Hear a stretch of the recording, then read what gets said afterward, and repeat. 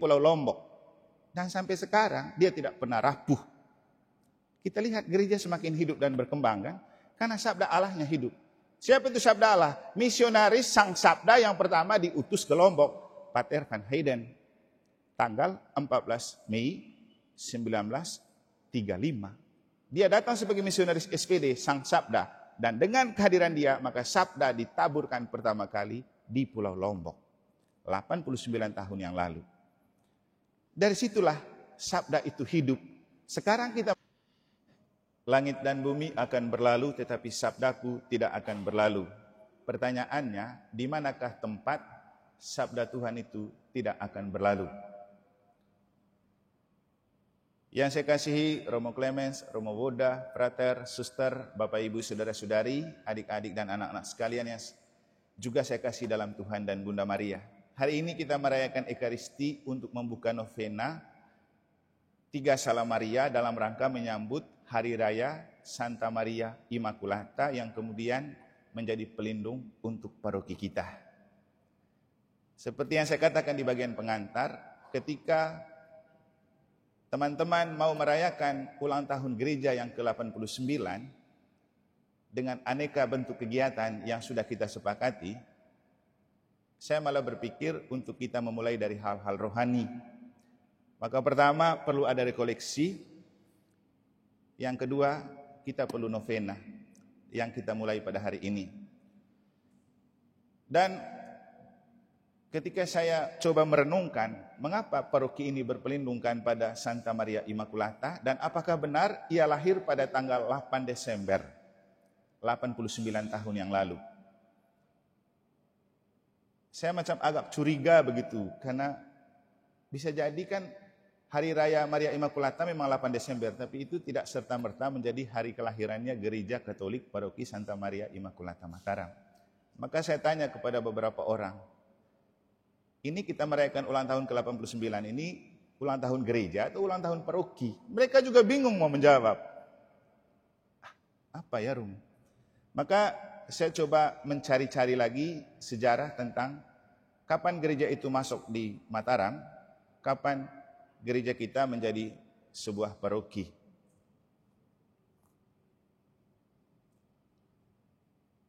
Bapak Ibu Saudara-saudari, setelah saya mencari tahu, ternyata gereja kita itu atau gereja Katolik itu ada di Mataram pada tanggal 14 Mei 1935 dalam diri Pater Van Heijden, seorang misionaris SPD yang diutus dari Kepulauan Sunda. Zaman itu gereja Kepulauan Sunda mencakup Bali, Lombok, Sumbawa, Flores, Timor. Di Bali waktu itu belum ada gereja dan belum terlahir. Beliau datang ke sini pertama pada tanggal 14 Mei 1935 dan kemudian baru tanggal 9 Juni 1935 baru secara resmi gereja di Mataram itu didirikan. Maka sebenarnya kalau kita mau merayakan ulang tahun gereja Katolik di Santa Maria Immaculata Mataram harus kita rayakan pada 9 Juni. Anda sudah melakukan itu selama ini? Begini Bapak Ibu, kita jatuh cinta pada seseorang dan menyayangi seseorang harus kita kenal dulu. Karena dikenal maka disayang, tak dikenal maka tak disayang. Saya meragukan Anda betul menyayangi gereja dan paroki ini kalau Anda tidak memulai dari mengenal. Saya sendiri belum berani mengatakan saya menyayangi gereja paroki Santa Maria Immaculata Mataram sebelum saya kenal apa itu gereja ini. Kapan dia muncul? Sudah sejauh mana dia berjalan?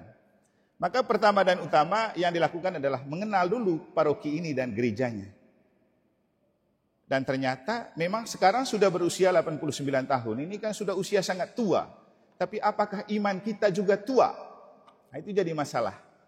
Jangan sampai usia gereja tua, imannya masih kanak-kanak.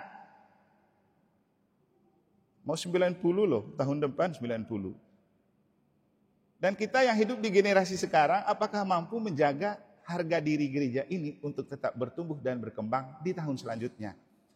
Maka Bapak Ibu, saya memakai kesempatan hari ulang tahun pelindung yang ke-89. Jadi tadi saya bilang ke Pak Mikel, kita ini merayakan pesta pelindung di tahun ke-89. Bukan merayakan hari ulang tahun kelahiran gereja yang ke-89.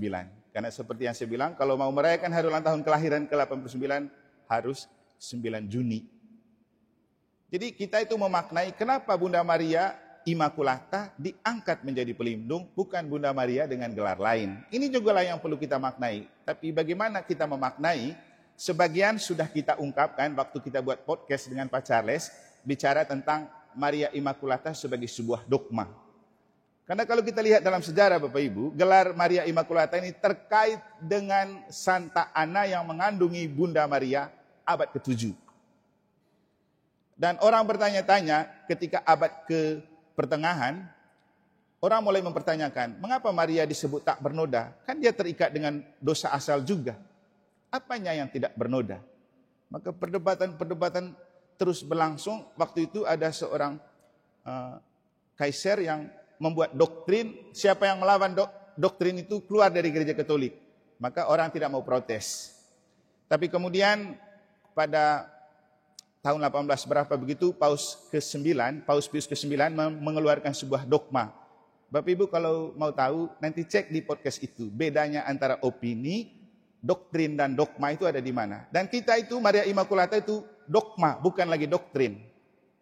Kekuatan dogma itu seperti apa nanti dengar lagi di sana. Nanti kita akan lanjutkan dalam rekoleksi. Makanya Bapak Ibu perlu datang itu rekoleksi untuk mengenal mengapa paroki ini berpelindungkan Santa Maria Immaculata. Karena khotbah ini tidak cukup waktunya untuk berbicara tentang hal itu. Yang mau kita katakan sekarang Bapak Ibu, kita merayakan gereja di tahun ke-89.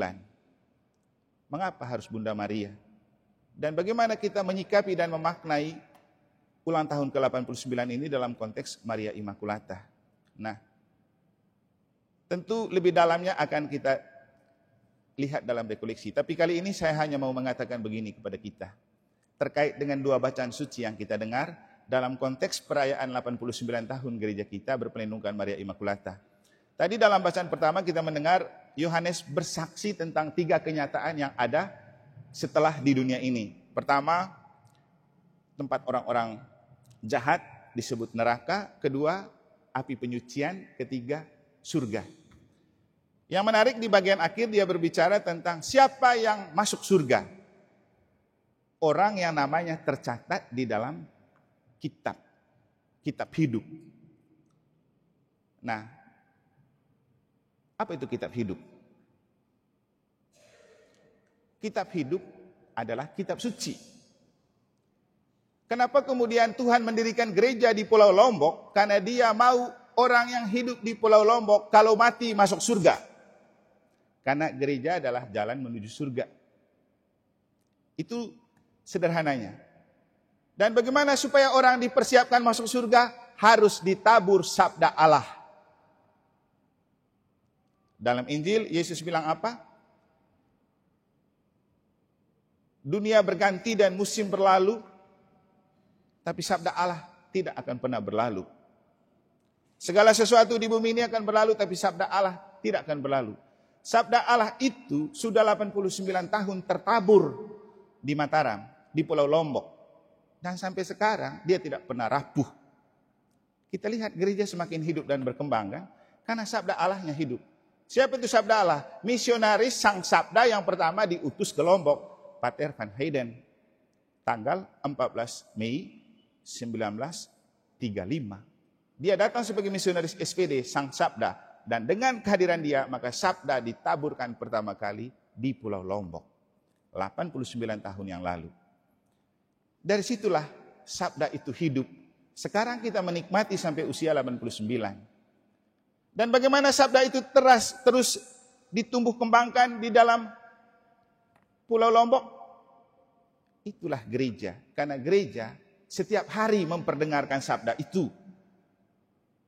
Ada misa setiap hari, ada renungan setiap hari.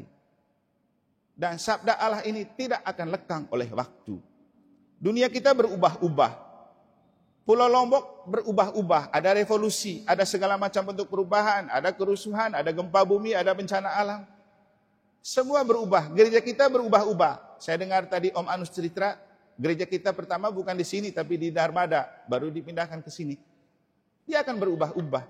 Besok mungkin lain lagi. Tapi yang tidak berubah, nama Maria Immaculata tidak akan pernah berubah.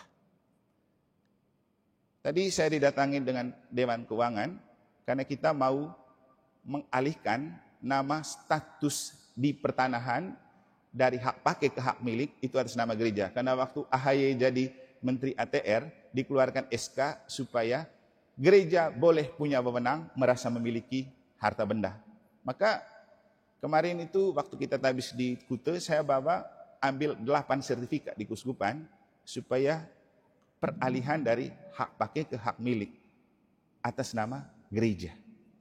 Ternyata di pertanahan ada persoalan. Karena nama yang dulu dipakai dengan nama gereja kita sekarang berbeda. Dulu pakai Dewan Gereja, tidak ada Santa Maria Immaculata. Sementara sekarang nama gereja kita harus ada Santa Maria Immaculatanya. Ini hal-hal teknis yang bagi kita kalau kita tidak sikapin bahaya juga. Karena besok-besok orang kalau persoalkan, kamu kan punya tanah di gereja Dewan, di Dewan Gereja Katolik, bukan Santa Maria. Sekarang Santa Maria berarti bukan kamu punya. Ini Bapak Ibu. Dalam hal ini saya merasa ya saya kesini itu untuk membersihkan dan menjernihkan yang ini. Makanya tadi saya bilang ya saya akan buat surat untuk mengatakan yang dimaksudkan dengan nama di situ sama dengan Gereja Santa Maria Immaculata sekarang. Karena memang dari segi hukum selalu begitu. Tapi untuk kita Bapak Ibu, kita memaknai perayaan ulang tahun ini untuk kembali ke laptop. Kita harus mengenal sejarah supaya kita mengenal diri kita, mengenal gereja kita, mengenal paroki kita. Karena kalau kita tidak mengenal gereja kita, paroki kita, pelindung kita, kita tidak akan punya rasa cinta yang mendalam untuk gereja ini. Karena semakin dikenal, maka kita akan semakin menyayangi. Semakin tidak dikenal, semakin tidak kita menyayangi. Kalau betul Anda menyayangi paroki ini, Anda harus belajar untuk mengenal gereja dan paroki ini dari sekarang. Belajar sejarah yang benar. Saya sendiri merasa bahwa saya makin jatuh cinta dan menyayangi gereja di paroki ini karena saya berusaha mengenal sejarahnya. Tidak gampang loh, dari jauh-jauh dari Jawa Tuhan mengirim misionaris hanya supaya sabda Allah itu tertabur di Pulau Lombok. Dan sekarang kita sudah memelihara selama 89 tahun. Pertanyaannya, Quo Vadis, mau kemana gereja kita? Mau kemana paroki kita? Makanya Bapak Ibu, kenapa kemudian saya lebih suka mengajak kita untuk memperdalam hidup rohani, mengenal sejarah, daripada tetek bengek kegiatan yang gebiar-gebiar yang lainnya. Karena prinsipnya jelas, kita membangun rumah di atas pasir itu akan mudah runtuh. Tapi kita membangun iman di atas batu itu akan kuat. Maka marilah kita membangun iman di gereja paroki ini di atas dasar batu sejarah yang benar. Dan kita perlu selalu memaknai, ketika Bunda Maria diberikan sebagai pelindung untuk gereja kita, itu ada sesuatu yang Tuhan telah perhitungkan. Saya juga belum menemukan kenapa harus Maria Immaculata. Tapi setelah saya merenungkan, coba saya memaknai.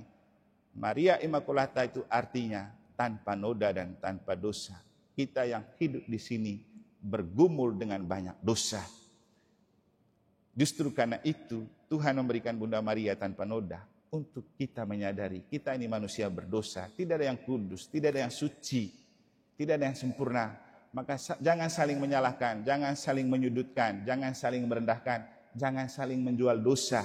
Kita semua berdosa. Yang paling penting, mari kita orang berdosa ini lebih mendekatkan diri dengan Tuhan supaya mendapat penebusan dalam Maria Immaculata. Semoga Tuhan memberkati.